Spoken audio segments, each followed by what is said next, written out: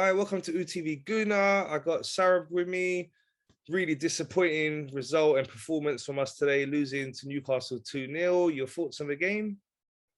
Oh, very disappointed, heartbreaking result for us, to be honest. Performance was very, very poor, and I don't like to say this, but I don't care about the performance to at this point of the season.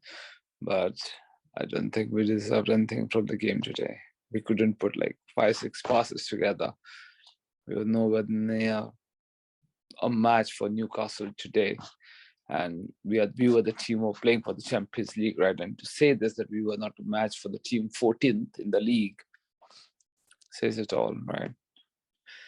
Yeah, what did you think of the starting lineup, the tactics of Arteta today?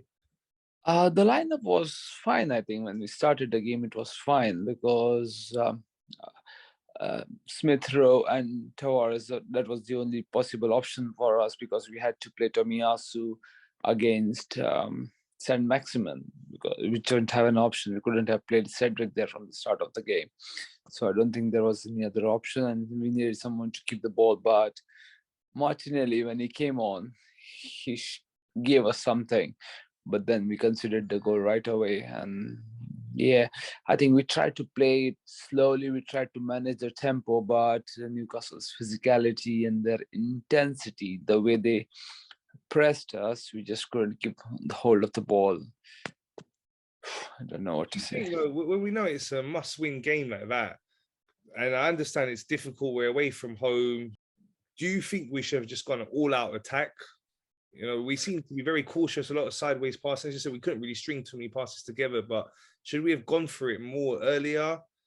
I think that was a tactic, I think that's what they tried to do, take the sting out of Newcastle, just hold the ball up a bit, which we did after 20 minutes. I feel for next 5 to 10 minutes, 5, 7 minutes from 22nd minute, I think we were able to keep the ball a bit more. Saka got a shot on target as well at that moment.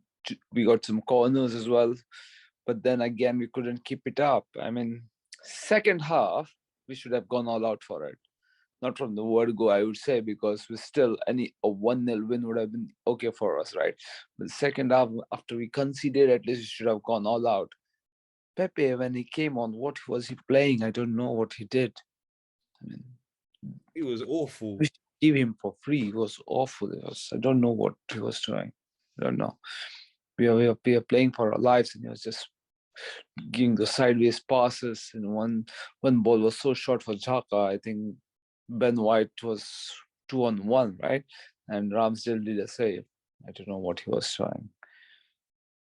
Yeah, and then looking at the midfield, the way we got overrun, we couldn't handle their physicality. We could have, but that's when we need the likes of Odegaard and Ketia, Saka and Martinelli or ESR to keep the ball, right? They were not able to keep the ball at all. I think we were very slow, or I don't know, that was the game plan, but whatever it was, we just couldn't keep the ball. So the ball was always coming back to us, right? So we were getting overrun in the midfield. We don't have that physicality with El Neni and Xhaka after playing so many games and then playing Thursday night as well. So that was very difficult for them. I think Smith Rowe was very poor as well, along with Odegaard. Odegaard couldn't keep the ball at all. He couldn't keep it. That's what he's supposed to do. Then when Lacazette came on, he was at least like 2, 3 touches we used to get. That's when our possession went from 37% to at least 49%. But no intensity, nothing. I don't know. What would you put this down to? Lack of experience, the lack of squad depth, the tactics, pressure.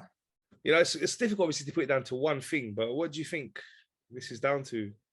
It's very easy for us, to be honest, to say or try to find the reasons in the hindsight, right? We can say we should have strengthened the team in January, right? Or we sold, I think, Chambers. Then Pablo Mari went away. Aubameyang But if we had kept them, they would have not, and we had no injuries, we wouldn't have been playing them as well, right? So it's very easy for us, but we should have had one more midfielder in there. We could have let El Neni go and get a good midfielder. It's very difficult, I mean, to answer this question. Tactics for some games, I think we lost this fourth spot not on these two games, but I think on the three games that we lost on the trot against Southampton, the 3 runs. If we had got 3 points at least, we would have been still clear of Tottenham, right? So league table never lies, right? So it's the entire season. We just can't blame it. The thing is, we just bottled it. I think from 26 games, we were 6 points clear of Spurs, and now we are 2 points behind. Injuries played a part, but it's still football, right? We should have taken care of it. But not having European football, it's very difficult to manage players as well and attract players as well. So sometimes, like we say, if you want to launch, you have to go a step back as well. I think this is a step back for us. I mean, in terms of squad depth, cutting the squad, and then trying to get the players that we want. Yeah, unfortunately, it's looking very unlikely now. We're going to get Champions League football. It is mathematically still possible. We need Norwich to beat Tottenham, and then we have to beat Everton. How likely do you think that is? It's the hope that kills us, right? So I've been saying to my friends, commentators, there's so many people talking as if Tottenham have qualified for Champions League. It's not true yet. It's football, right? It might be an easy game for them, but still they have to win it, at least not lose it now, because we couldn't even get a point. Crazy things happen on the last day, right? So we still have to win the game that we have to play against Everton, and let's hope we get a result. I mean, in terms like Norwich get results against Tottenham, it's the last game for them in the Premier League, so hopefully they're up for it. Let's hope so. Come on, Norwich. So what's We're your all Norwich now. So what's your correct score prediction for the Norwich Tottenham game and our game against Everton? I think Norwich had to smash Tottenham 4-0 or something. That'll be amazing. It's not happening, but I would take 1-0 as well, anything, any result that gives Tottenham 0 points is very good for us, and we have to beat Everton. Yeah, so what we have seen throughout the season is once we lose one game, we lose 2-3 on a trot. So we have to win against Everton.